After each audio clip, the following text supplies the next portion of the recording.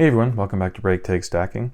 In today's video, I want to talk a little bit about gold, just how much is left on Earth and how quickly it's predicted that we will mine all of it and deplete all of the reserves. Now clearly, this is going to have an effect on gold directly, but it will have a little bit of an effect on silver as well, because a lot of the silver that is mined is as a byproduct of the mining for other metals. So once we get to that point of gold being, the reserves being depleted and there's no longer any to be mined, then we will be losing whatever that chunk was as a byproduct of the gold mining. We'll be losing that little bit of silver that used to come from it as well. So yes, if you're wondering why I have silver out on display for a gold video, that's why. I just want to touch on it, being a byproduct of a lot of the gold that's being mined.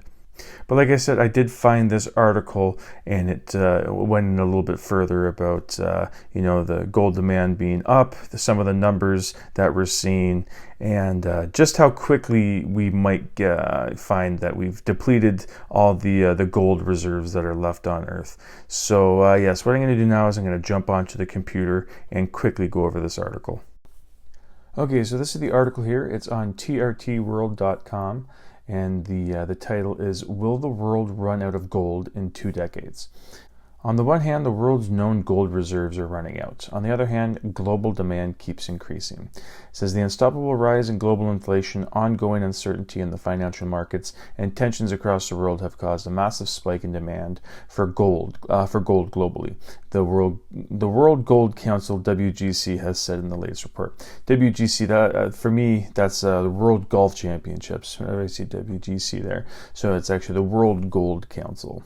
So just getting into a few numbers here, it says demand for gold had increased by 10% in 2021.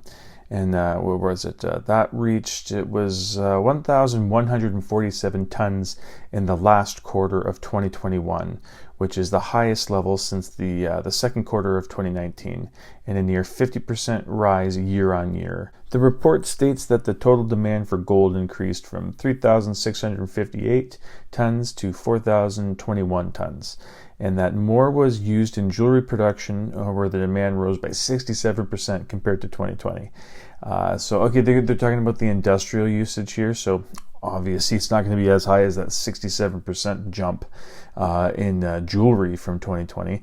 But it says, gold in industries like laptop and smartphone manufacturing rose by 9% to 330 tons. So I did skip over a little bit of the article there. I always leave a link in the description if you want to go and read through the entire thing. But now we're getting into the topic of, how much is left on Earth, and just how quickly it's predicted that we will get to that point. So here it is. Throughout history, a total of 201,296 tons of gold have been mined, and the most recent estimates claim that 53,000 tons of gold remain underground. Those are numbers from 2020. It says, while some sources claim that number to be around 63,000. So there you go. Those are two claims, or two estimates. One's 53,000 and one's 63,000 for the total amount that's left in the ground. And in the next paragraph here, they talk about how quickly they think that we will go through and mine all of it. And it says at the end of 2020, it was also revealed that it would take 18 years to deplete underground reserves unless new discoveries are made. It is worth noting that the amount of known reserves may increase with new investments and discoveries. And also that could be pushed back a bit with, just some of the stuff that we've seen over the past couple of years, and we've seen production and disruptions in mining and stuff like that. So in the next 18 years, I don't think it would be out of the realm of possibility to see more weird things like that happening. So yeah, that's not a huge chunk of time. 18 years in the grand scheme of things, it's not a long period of time.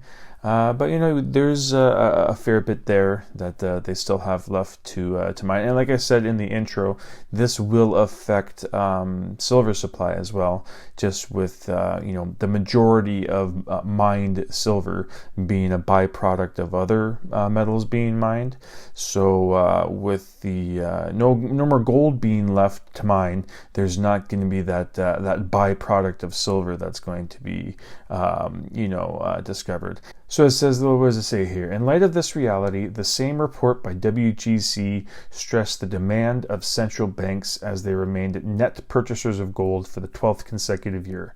Central banks of both developed and emerging countries added 463 tons to their holdings, 82% more than in 2020, while lifting the global total to a near 30-year high.